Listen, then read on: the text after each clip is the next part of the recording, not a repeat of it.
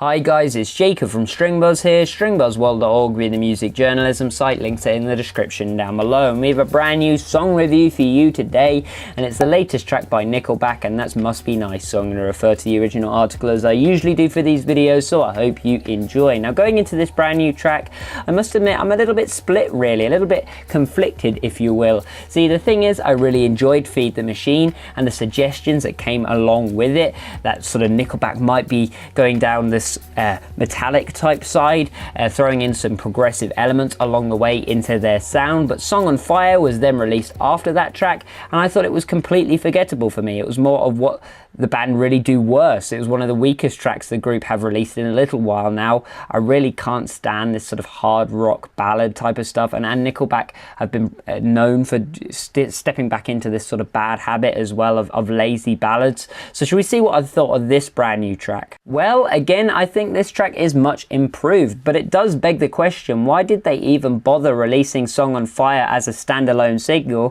when it's looking like it's going to be the weakest track from this upcoming album?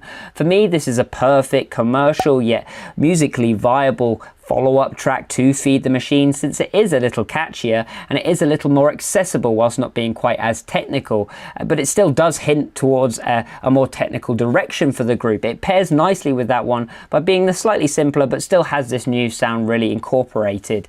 The riffs are memorable, the vocal performance is of course incredibly stylistic, as it always is when it comes to Chad Kroeger's vocals.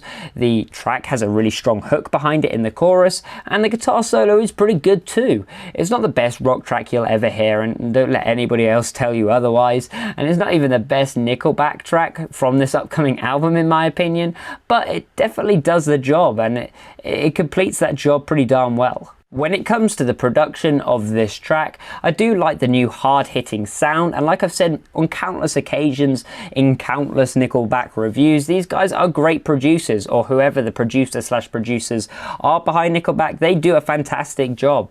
The guitars have this thick distortion that allows for enough twang in the mix to really obtain this personality that is bold and brutal. I like the vocal EQ that was put on Chad's voice, but I do think he was a little too quiet in the overall mix, I guess. That's my one sort of downside when it came to this track. When it comes to the bass, well, it did its job, I guess, by adding this sort of wholesome layer into that low ground, and it did help fill the stereo field in the places it needed to fill, but I can't say it was too recognizable. It didn't have the twang I really wanted it to have. The drums did sound great though, as they usually do, with a really powerful kick leading the way for a cutting snare, and these glistening cymbals to really follow up too, glistening in that high ground of course. It definitely be one of the better production cycles from the last fortnight, but I actually think this new album is shaping up to have one of the better production cycles of the year, full stop. Musicality wise, there is definitely a lot to have fun with here during the runtime. As I've said, the guitar riffs are great, and they sit alongside some of the better riffs in the group's catalogue from the past, and it actually reminded me a ton of the riffs used on, say, the Dark Horse album, my personal favourite album from Nickelback. I enjoyed the vocal hook and the staccato-like syllabic rhythm, try and say that like 4 times too fast, and it allowed for a more varied listen and something a little more out of the ordinary as well, something we haven't heard before by Nickelback.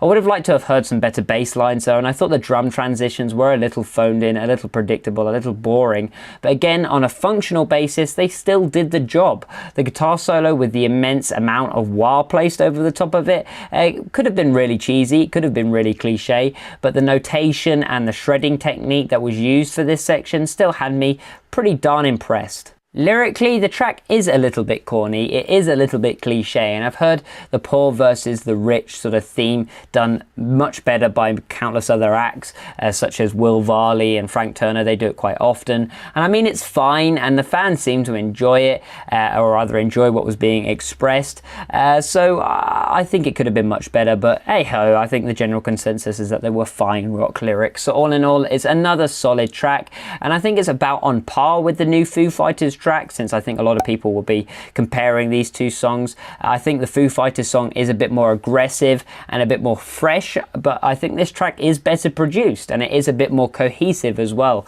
The vocals on the Foo Fighters track definitely let me down a little bit in the sense of diction and mixing, not from actual ability. So I'm going to give this track, on the other hand, a G rating of 7 out of 10, which is exactly the same as that Foo Fighters track. So 2 well above average rock tracks to be released pretty much on the same day. So if you like this video, then please leave a like, comment what you think in the comment section down below, subscribe to see more, and I'll see you around next time. Bye bye.